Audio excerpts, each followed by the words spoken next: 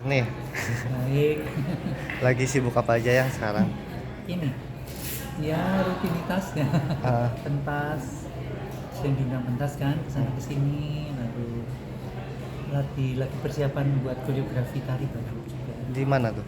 di Jogja. Oh, Hmm. ada proyek apa itu?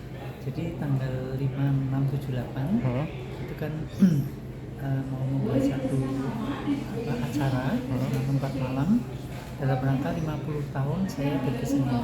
Wow, berarti perayaan 50 tahun Eyang berkarir ya? Betul. Mau menghadirkan tari apa aja tuh yang di sana? Macam-macam, jadi ada yang saya mengundang teman seniman dari luar negeri, ada juga yang mengundang saya untuk nanti menampilkan tari-tarian. Kemudian ada sahabat Didi, itu teman-teman sanggar di Indonesia. Lalu ada membuat kopra kolaborasi dengan wayang PTI, dengan pemain opera Cina dari Taiwan gitu. Terus ada launching buku. Terus saya garap juga tarian baru, itu tari lekong. Legong. Ya, lekong. Dari Bali kayak gitu. Oh, oke. Kan dari klasiknya itu saya garap bersama teman saya Budi Maju Dewi. Nanti lekongnya khusus lekong lansia.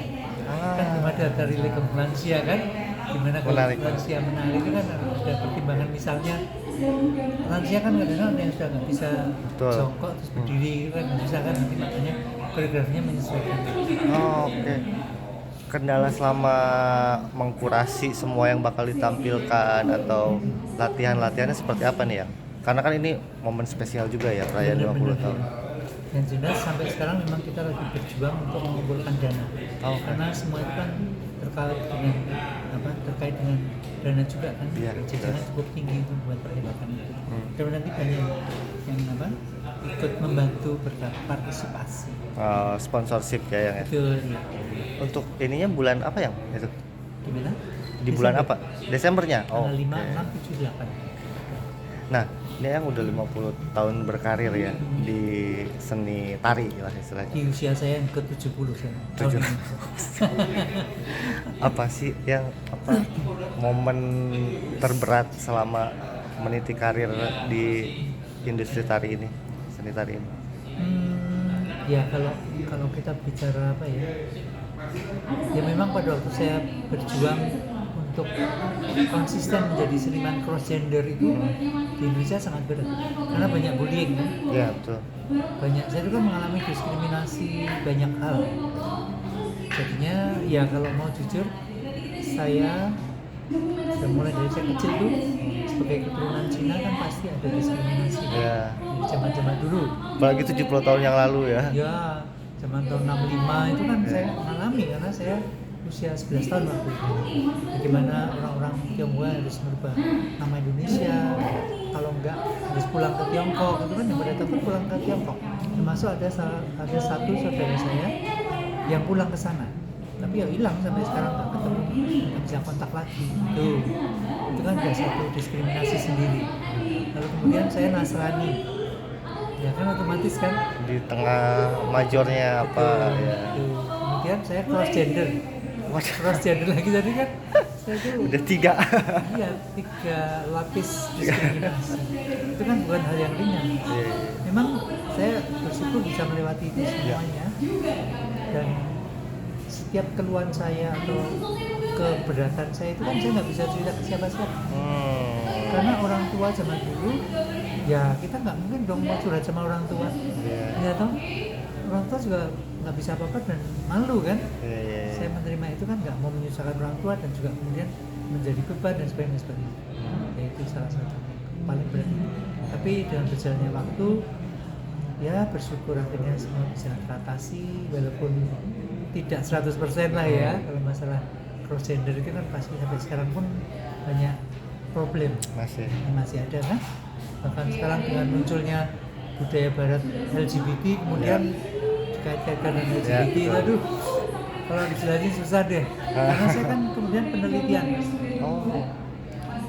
dalam tradisi budaya di Nusantara ini, di Indonesia ini, tradisi cross gender itu dari dulu sudah ada, dan dulu nggak masalah. Tapi kan masalah itu muncul kan di tahun-tahun 2000 kesini lah. Oh, justru dari 2000 ke sini Iya, ya? itu kan baru muncul. Kemudian aturan ini itu sampai saya pernah dicekal nggak boleh tampil di TV kan, Iya. laki-laki mencari wanita gitu. Dan sekarang pun masih ada yang takut mengundang saya TV itu karena ada peraturan tidak boleh menampilkan laki-laki berdandan wanita di TV. Konteksnya apa dulu? Iya. Gitu. Iya kan? Iya, benar. Ya kalau memang seni budaya kita mau dihancurin ya silakan. Tapi apa yang selama yang 70 tahun 50 tahun berkarya ini yang membuat yang tetap bersemangat terus berkarya apa ya? Iya, mungkin seperti yang tadi saya ngomongkan di depan itu bahwa yang penting saya berkarya ini dengan apa yang saya mampu bisa bermanfaat buat orang lain, ya kan? Bisa buka lapangan kerja, kan bisa bermanfaat.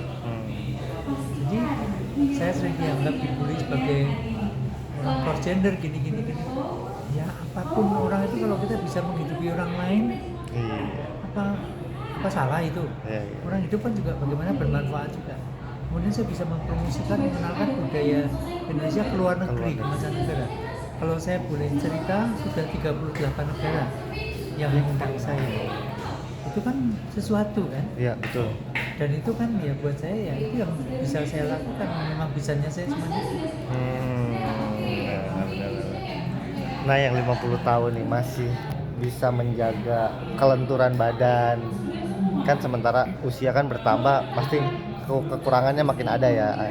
Apa sih resepnya Ayang sendiri? Ya, sekarang ini di usia saya yang sudah lanjut ini juga saya tetap harus memikirkan asupan makan. Oke. Karena makanan zaman dulu sama sekarang berbeda, Mas. Betul. Ya, zaman sekarang kan sudah adanya pengawet, adanya buah aja disuntik warna, benar nggak sih?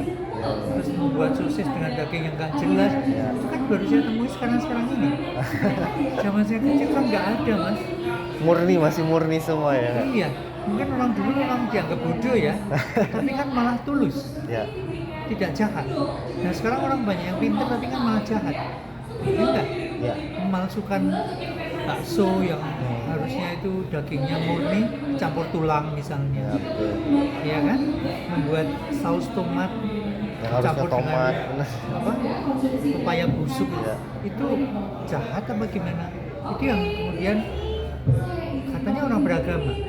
Enggak, KTP kita semuanya ditulis agamanya A, B, C, D, E, F. Tapi kelakuannya Pak mencerminkan orang beragama kalau dia tidak begitu. Iya nggak? Betul. Dia kan hanya untuk keuntungan pribadi, untuk keuntungan uang pribadinya, tidak mikir kesehatan orang. Orang lain. Kemudian orang menjadi penyakit kanker, menjadi ini itu kan nggak peduli. Ya memang bukan urusan dia. Dia yang penting kan jualan sesuatu laku wes. Entah itu yang dijual apa kan gitu. Nah gitu loh Mas kadang-kadang itu yang buat saya miris aja. Berarti sekarang tuh Ayang tuh makanan tuh benar-benar dijaga ya?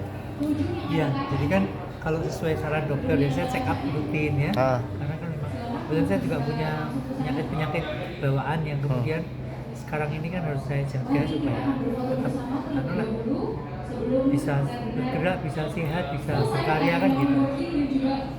Ya itu aja. Kalau olahraga gitu setiap hari atau setiap pagi ada gitu ya? Nari kan olahraga toh? Iya. Dan saya masih volume saya aktivitas nari kan masih sering banget.